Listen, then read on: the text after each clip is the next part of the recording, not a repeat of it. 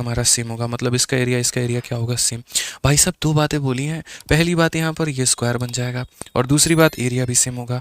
अरे यार पूरी दुनिया को ये बात पता है कि अगर ये स्क्वायर है तो इसके ये दोनों भुजा बराबर होगी, और दोनों भुजा बराबर होगी तो आप यहाँ पर ये कह सकते हो कि सर यहाँ पर l-4 की जो वैल्यू है वो सर हमारे b+2 के बराबर होगी। यानी हम यहाँ पर लेंथ को ये भी कह सकते हैं कि सर ये b+6 के बराबर में है। बड़ी आसानी से हम ये बात बोल सकते हैं सर, कोई दिक्कत की बात ही नहीं है, कोई परेशानी की बात नहीं है भाई। अब उसके बाद यहाँ पर क्वेश्चन में क्या बोला है जरा ये देखो, क्वेश्चन में कहा गया कि इसका एरिया और इसका एरिया मेरे भाई यहाँ पर क्या होगा, तो बराबर होगा। यदि किसी आयत की लंबाई में 4 कम कर दिया जाए और चौड़ाई मेरे भाई 2 बढ़ा दिया जाए तो उतने ही क्षेत्रफल का वर्ग बन जाता है, उतने ही क्षेत्रफल का, यानी इसका एरिया बराबर होगा। इसका एरिया मेरे भाई यहाँ पर किसके, तो ये इक्वेशन नंबर हमारा हो जाएगा मेरे भाई 1। अब यहाँ इसका एरिया देखो, तो इसका एरिया बोलोगे सर ये हमारा एल बी होगा, ठीक है। और दूसरे वाले का जो एरिया होगा वो हमारा किसके बराबर में होगा, तो l-4 और इंटू यहाँ पर कितना हो जाएगा b+2 के। यही वो वक्त है मेरे भाई यहाँ पर जब आप l की वैल्यू को रख करके अपने सवाल को आगे बना पाओ। यही वो वक्त है मेरे भाई यहाँ पर, यही वक्त है कि आप l को b में कन्वर्ट करो।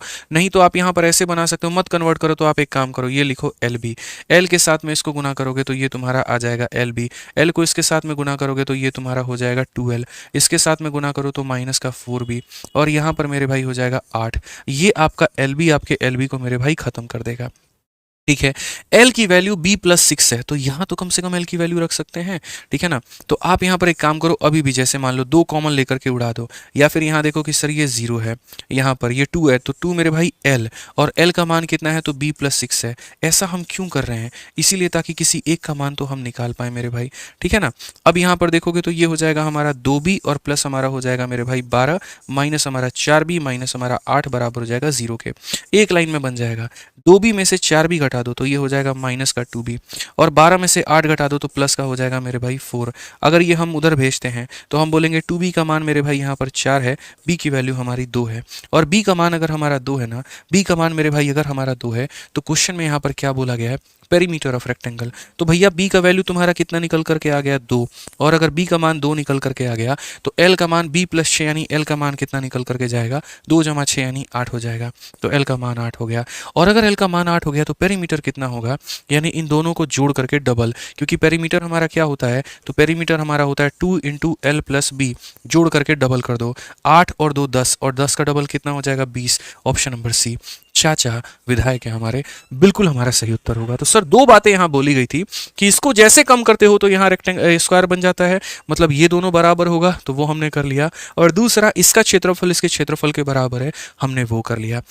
यहाँ से l के अंदर में b की वैल्यू रख करके हमने पहले b निकाली, जैसे चौड़ाई आ गई उसके बाद रख करके l निकाल करके हमने क्या निकाल दिया, पेरीमीटर। तो मैंने कहा था ना कि 4000 सवाल जो आप करेंगे और उसमें जितना वक्त वेस्ट करेंगे उससे कई गुना ज़्यादा बढ़िया हमारा ये मॉक टेस्ट है। सेलेक्टिव सवाल होगा, दिमाग को थोड़ा खोलेगा, भेजा थोड़ा खोलेगा, यहाँ पे सोचने पे थोड़ा मजबूर करेगा, और यहाँ 1 घंटे के अंदर में बढ़िया प्रैक्टिस करवा देगा।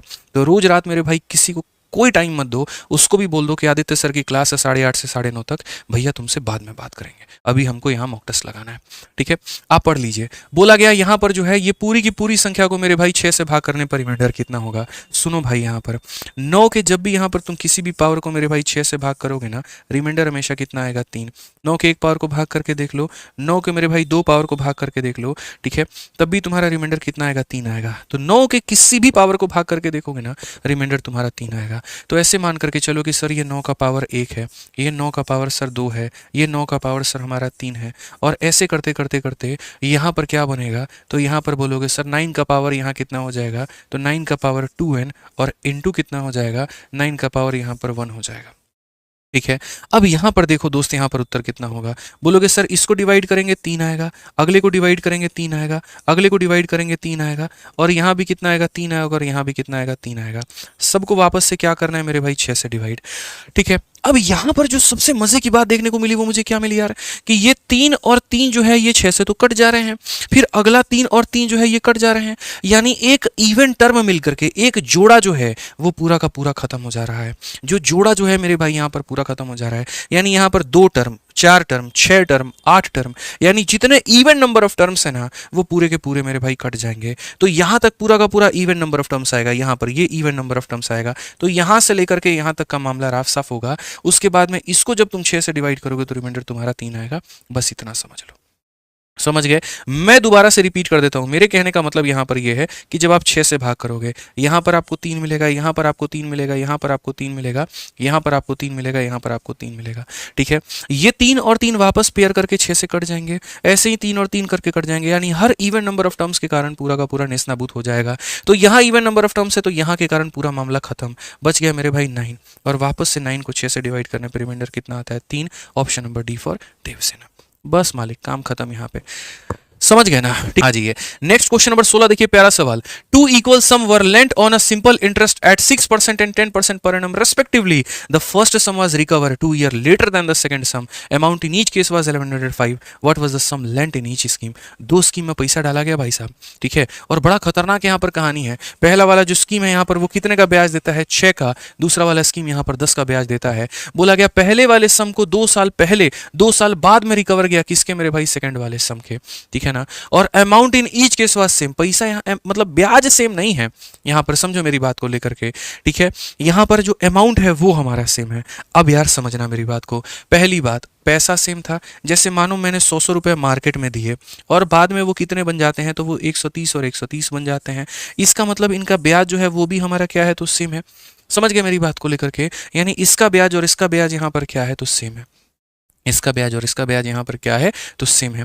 जब पैसा बराबर अमाउंट बराबर, इट मीन्स उसका ब्याज बराबर, तो उनका ब्याज बराबर, यानी सीधा सीधा बात हम यहाँ पर बोलेंगे कि पहले सम के कारण जो हमें ब्याज मिला होगा और दूसरे सम के कारण जो हमें ब्याज मिला होगा मेरे भाई यहाँ पर, ये दोनों बराबर। ब्याज क्या होता है? P into R into T upon में 100, ऐसा लिख सकते हो। या फिर मेरे भाई यहाँ पर चाहो तो उतना ना लिख करके सीधा बोल सकते हो कि सर चलो लिख ही देते हैं मेरे भाई। पहले का जो प्रिंसिपल है वो x मान लेते हैं, रेट जो है वो 6 मान लेते हैं, ठीक है, और उसके बाद में टाइम जो है मेरे भाई यहाँ पर, ठीक है, ऐसे समझ के चलो सर ये इसका प्रिंसिपल है, ये इसका रेट है, और यहाँ टाइम के लिए अभी जगह मैं खाली छोड़ूंगा, बताऊंगा क्यों, और बट्टे में 100। दूसरे की जो कहानी है उसका प्रिंसिपल y है, उसका रेट यहाँ पर 100 है, और ये मेरे भाई 100 हो जाएगा। अब बात आती है टाइम को लेकर के। तो पहला वाला पैसा first was recover 2 year later then the second, यानी अगर मैंने यहाँ पर इसको t सालों के लिए दिया है ना, तो इसको उससे 2 साल के लिए फालतू दिया है, यानी 2t+2 सालों के लिए दिया है, इसीलिए मैंने नहीं लिखा था। समझ गए मेरी बात को? तो ये थोड़ा सा मुझे फोकस करके चलना था कि अगर दोनों का पैसा बराबर है और दोनों का मेरे भाई अमाउंट बराबर है, इसका मतलब दोनों का ब्याज बराबर है।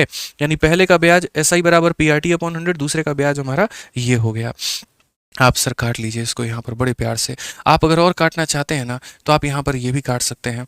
हालांकि देखिए इससे कोई फायदा होगा नहीं खास आपको यहाँ पे, ठीक है। और ये सम जो है ये हमारा इक्वल है, तो आप इसे x और इसे y नहीं कह सकते हैं, आप यहाँ पर इसको x और x ही बोलेंगे।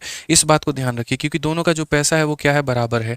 तो आप यहाँ पर x से x को भी काट पाएंगे, 2 से इसे 5 बार में काटेंगे, 2 से इसे 3 बार में काटेंगे, तो ये हमारा हो जाएगा 3t जमा कितना हो जाएगा? 6, और ये बराबर हो जाएगा मेरे भाई 5t के। अगर हम देखेंगे तो 6 जो होगा वो मेरे भाई 2t के बराबर में होगा, तो t का मान हमारा कितना आ जाएगा? 3 साल। टाइम जो हमारा आ गया ना वो 3 साल आ गया, ठीक है। यानी पहले वाले पैसे को हमने 5 सालों के लिए निवेश किया और दूसरे वाले पैसे को मैंने 3 सालों के लिए निवेश किया है। और मजे की बात यहाँ पर यह है कि हर केस का जो अमाउंट है वो 1105 है। तो बोला गया what was the sum lent in each scheme, हर एक स्कीम में आपने पैसा कितना डाला था।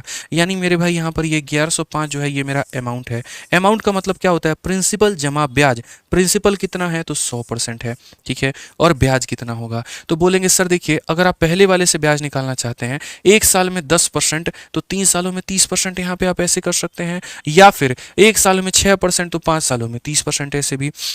यानी ये प्रिंसिपल है और ये मेरे भाई यहाँ पर ब्याज है। तो ये जो दिया गया है ये क्या है? तो ये अमाउंट की वैल्यू है, मतलब 130 का मान है। तो हम जो बोलेंगे वो ये बोलेंगे कि सर ये 130 का मान है और मुझे प्रिंसिपल निकालना है, तो मुझे यहाँ पर 100 का मान निकालना होगा। ये छोटी सी बात है सर जो हमें समझनी पड़ेगी। 0 से हमारा 0 खत्म है, 13 से अगर हम काटेंगे, 13 का 8 गुना 104, 13 पचे 65, और ये हमारा मेरे भाई बिल्कुल 850 के करीब में हमारा उत्तर आएगा। कौन सा ऑप्शन है? तो बी फॉर बाहुबली सही उत्तर है। ऐसे सवाल मेरे भाई यहाँ पर जो है वो सीधा का सीधा कहाँ पर आते हैं? तो सीधा का सीधा यहाँ पर जो है वो आपके मेंस में आते हैं। आ जाइए भैया यहाँ पर, ठीक है। ये सवाल क्या बोला गया? समानांतर पटरियों पर 2 रेलगाड़ी एक ही दिशा में चल रही है। रेलगाड़ी A 30 किलोमीटर प्रति घंटे की चाल से यात्रा कर रही है और B 60 की यात्रा से चाल से यात्रा कर रही है। यदि रेलगाड़ी A की लंबाई 400 मीटर है तो रेलगाड़ी A को पार करने में 2 मिनट का समय लगता है, तो B की लंबाई कितनी है? ठीक है, ये सवाल मेरे भाई आप लोग बना लीजिएगा। एक सवाल और है मेरे भाई यहाँ पर होमवर्क के तौर पर, ये सवाल हम आपको देते हैं, छोटा सा सवाल था, बना लेंगे आप लोग, ठीक है। आ जाइए मेरे भाई यहाँ पर नेक्स्ट क्वेश्चन देखिए। नहीं रहा तो अगले वाले मॉक टेस्ट में वापस से इसको डाल देंगे और वापस से इसको करा देंगे। कोई बहुत बड़ा टफ सवाल यहाँ नहीं है, लल्लू फल्लू सवाल है, ये भी हो जाएगा। ठीक है, आ जाओ 20 नंबर सवाल देखो क्या कहा गया है। थोड़ा मेंसुरेशन का यहाँ पर सवाल बोला गया। एक